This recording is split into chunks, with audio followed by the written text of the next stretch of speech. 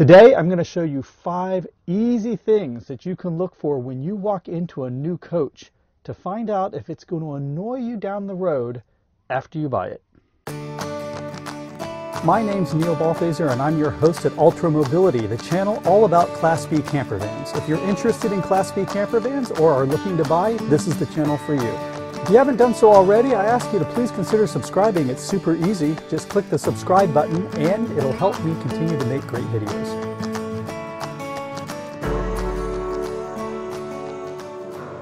Now, there's nothing worse than buyer's remorse, that feeling that you get after you've driven your brand new camper van off the lot and think, oh no, did I make a mistake? Now, I've experienced this firsthand with my first RV. I loved my first RV, but there were some things that I didn't know to look for, and I only found out about them after I had purchased and literally driven it off the lot. So today, I'm going to go and show you 5 things that I wish that I would have looked for when I was touring my very first camper van before I bought it. Now, tip number 1, and the first thing that you should look for when you go into a camper van, is positive locking cabinet doors and drawers. So by positive locking, what I mean is, if you look here, this is a positive lock here. So when I push this button in, this button on the door is not just for show. It literally drops down a metal piece that you see here. And this metal piece, when the door is closed, hooks behind this other metal piece mounted to the cabinet. And so what that does is it locks this door in place. No matter what you have inside of the cabinet, no matter how heavy it is, it's not going to open this door, and the contents inside the cabinet aren't going to come flying out into the coach. Now, some vans that you look at will have really nice hardware like this on the outside, and they'll even look like, and they will allow you to push them in, but it's just decorative. When you actually lift the door and look inside, there's no locking mechanism on the other side of the door. Just pushing this button in is simply decorative to get the button mounting flush with the cabinet door. So you want to look for that. You want to make sure that all of your doors have a positive locking system. When we're talking about cabinets, we also want to talk about drawers and making sure drawers are positive locking as well. Now, drawers don't always have to have the little button that you push in. Sometimes they do, but oftentimes they don't. And what they have instead is when you pull the drawer out, you won't see any locking mechanism here in the front. It's in the back. They literally put a hook, they mount it on the drawer in the back, and then they mount a receiving piece onto the rest of the cabinet, and so that when the drawer goes in, it hooks there. And you can tell when you shut the drawer because there'll be a click, and that means that it's engaged and it's positively locked. And then you'll have to give it a little bit of a pull to disengage it and to pull it out. So make sure that you have good positive locking drawers. You get weighty items inside these drawers. Like I have pots and pans, and I have all of my plates and everything in this particular drawer, and it's quite heavy. I've never ever had these drawers open on me on the road. It's annoying when you do, when you have a coach and then you're driving down the road and then suddenly these are popping open and they're going every which way as you're making turns and things like that. And eventually you have to pull the coach over and shut the drawers only to have it happen again. So when you take it out on a test drive, make sure that no drawers are opening, because if they're opening when they're empty, they're likely going to open when they're filled up. Now, some of that can be done with adjustment, but sometimes that stuff can't be done with adjustment because these are fixed. The hooks and things on the back are fixed. So don't let the dealer or the salesperson try to convince you, oh, it's just an adjustment. Sometimes it may not be an adjustment. You just really should not have any drawers or cabinets opening up on you when you test drive the van. Now, the second thing that I wish that I had known to look for is the door on your microwave. Now, you can go onto some Facebook groups for actual makes and models and read of owners whose microwave doors have flown open and where the glass turning platter plate inside has flown out and and broken. So you obviously don't want that to happen. The other reason why you want to have a positive locking door on your microwave is because oftentimes in these small vans, I store stuff. I store food items and things like that inside the microwave. It's a big empty space. It's about at least a cubic foot inside of there. And so you can get bread and other items inside of there. So when you have stuff in there, you want to make sure, just like a cabinet door, you want to make sure that this door doesn't fly open while you're taking a turn down the road. Now the way you do that is, see on this door, you can see it has actual latches on the door, and they fit inside the microwave here. So when you close it, they latch in. Nothing inside there is going to get this door to swing open. You have to literally push this button on the microwave and it releases a catch inside the door.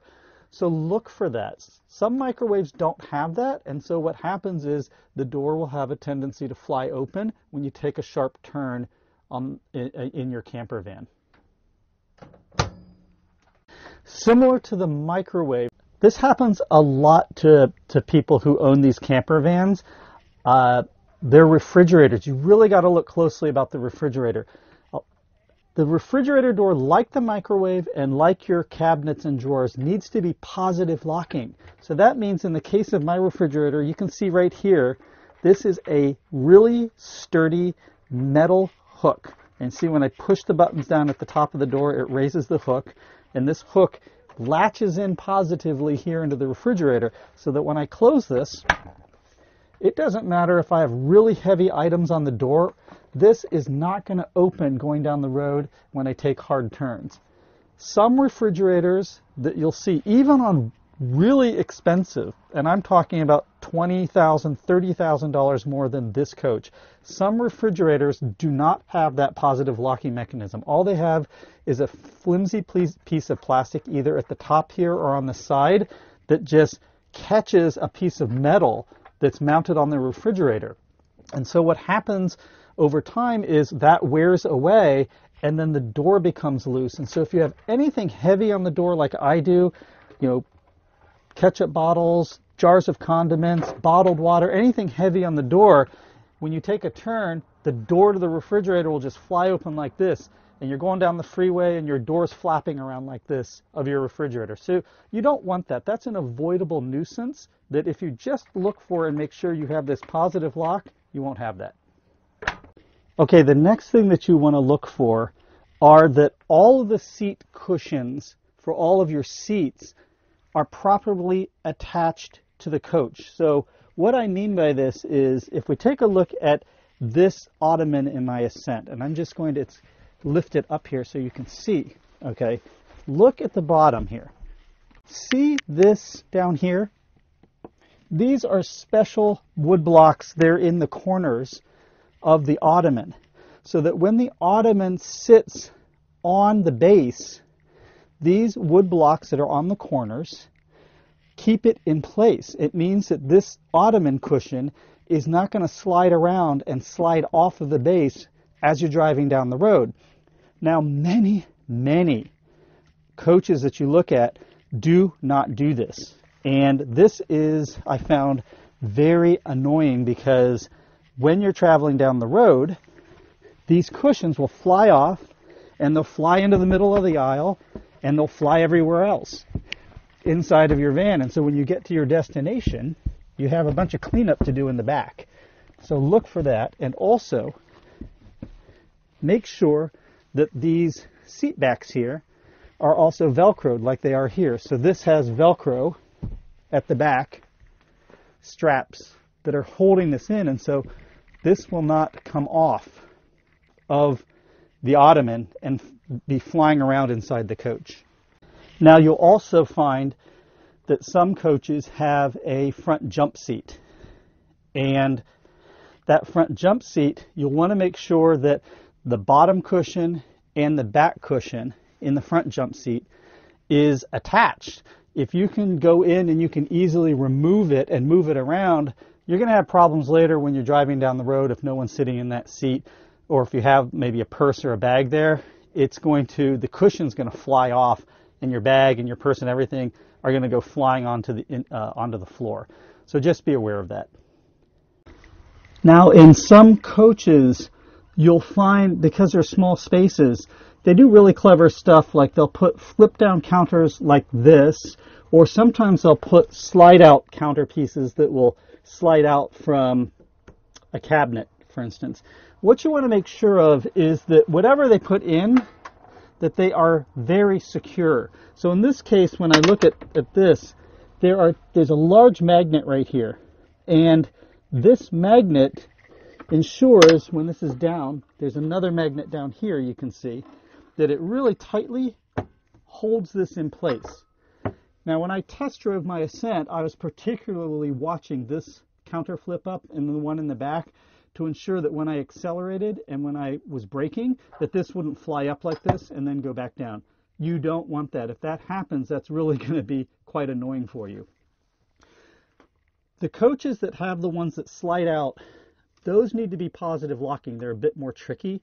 If they just have a little plastic piece, a flimsy plastic piece that just kind of flips down like this to hold it in, I'm telling you, that will not work for you. What happens is while you're driving down the road, the vibration will cause the plastic piece to flip down, and then whatever it's holding in, the counter piece will just come flying out from the cabinet and hit the person, if you're braking or accelerating, that might be sitting in front or behind it, or it'll just fly out into the coach. So look for that stuff. Make sure that they're not putting in cheap pieces like little plastic flip-up arms and stuff like that that are latching and securing these pieces to the rest of the coach. Just look for it. You'll see it immediately if it's being latched by a flimsy piece of plastic or something like that. That's not good. You don't want that, and you will have problems with the trays and things like that vibrating loose and then flying into the middle of the coach. Okay, this is a tip that most people don't look for, but most of the coaches that we have a television mounted somewhere, either in the front lounge or in the back lounge. And it's really important that you check to make sure that the mounting armature for the television is positive locking. So what do I mean by that? If we look at my television and my Ascent, you'll see there is an arm I pull down here. And when I pull it out, you can see here, this is a positive locking mechanism. So I pull the chain down and it releases this rather hefty metal bolt. That's the bolt that when this arm is closed, there's a hole inside of this metal piece that when I close this, it's right here. Do you hear it? The bolt shot up through that hole, and now this is positively locked to the side of the coach. So if you don't have one of those positive locking television brackets and you just have one of the plastic knobs that you tighten, what will inevitably happen, I'm here to tell you because it happened to me all the time, is the vibrations of driving down the road will cause that plastic knob to loosen. And it'll loosen to the point where it just releases the TV. And then this TV will come flying off the bracket like this, and it'll be flailing about in the back like here, banging into the window and flipping all the way out into the aisle. And if someone's sitting here, hitting them in the head, and you'll inevitably have to pull your van over to the side of the road to go back and secure it again and turn the little thing, only to have a few miles down further the same thing happens. So just make sure that it's positive locking like I showed you here, and you'll be good to go. Well, I hope these 5 tips have been really helpful to you. I know I wish that I would have had them when I purchased my first camper van. There was nothing worse than when I literally had driven my van off the lot and was driving it down the highway home to see the cushions in the back flying around in the back lounge and the TV coming off of its armature and swinging out into the aisleway and the refrigerator door flying open on me. Really simple stuff that I did not know to ask or look for when I purchased my first camper van. So if you know these 5 things and you can see that the camper van that you're interested in addresses them, you're going to be in good shape after you purchase it. Thanks for watching, and I hope you enjoyed this video. If you did, please consider giving it a thumbs up. And if you haven't already, I'd love if you became a subscriber. It helps me continue to make great videos. Leave a comment in the comment section below, and I try to answer each and every one of them. We'll see you again next time on Ultra Mobility, your channel for Class B camper dads. Take care. Bye-bye.